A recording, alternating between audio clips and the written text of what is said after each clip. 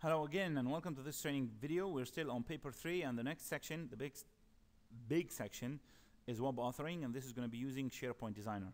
The question says download all these files. As I said before, all of the files will be available to you unless I give you other instructions where you actually have to go there and download them. And if you do go there, you can download them, but the files are available to you in the support folder, usually on the desktop on the examination.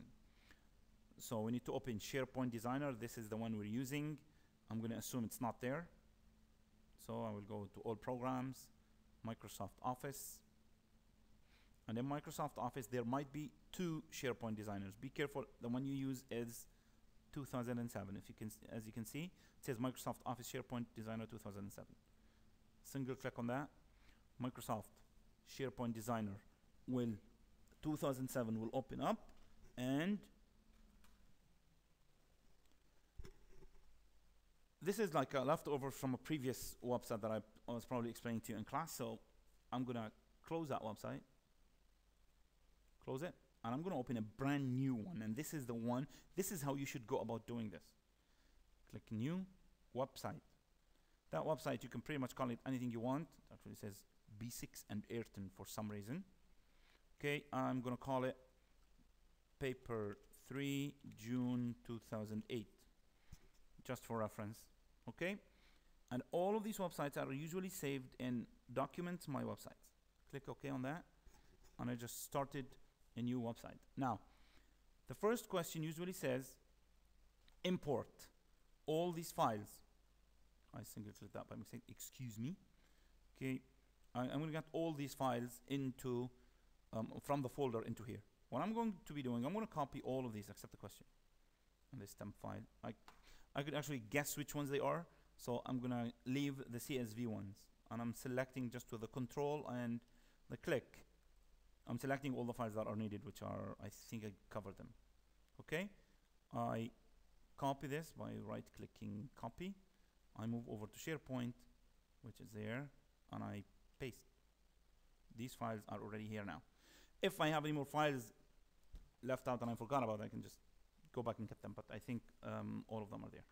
Okay, all right. Next, I get the files into my website and I save, and I make sure my website, I haven't really done anything if you try to save, because this is actually saved in users, Abdulatif R, documents, my website's paper 3 June 2008.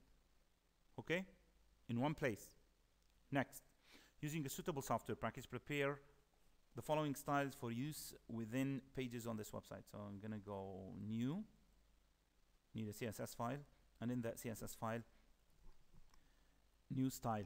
Oh, somebody will say, but sir, I never see this again. I never see this there, so I'm gonna close it. I'm gonna close this, and I'm gonna just keep that file. If that is the case, then you go format.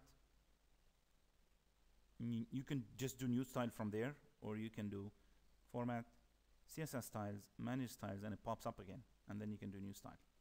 There has been instances when this didn't work, but this always works when you do new style. Okay, so a new style, the first one is going to be H1,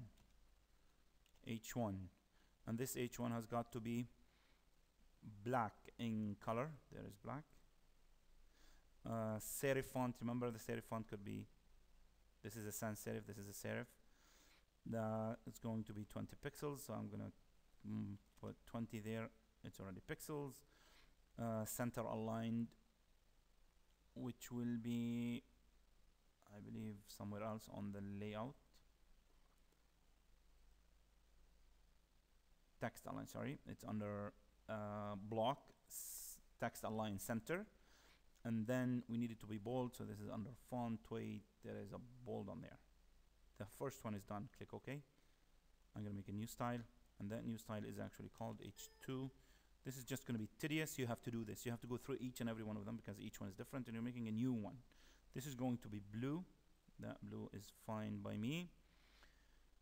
Serif font again. There is serif font. That's going to be bold, and this is going to be, I believe they said 18 pixels.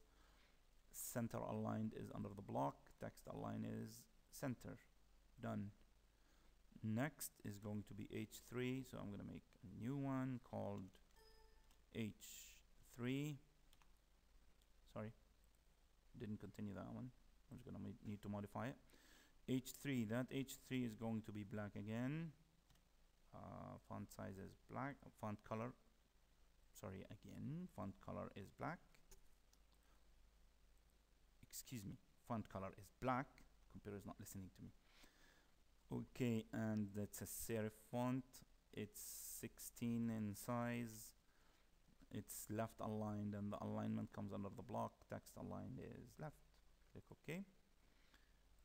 LI, make a new one called LI, and LI is going to be black again.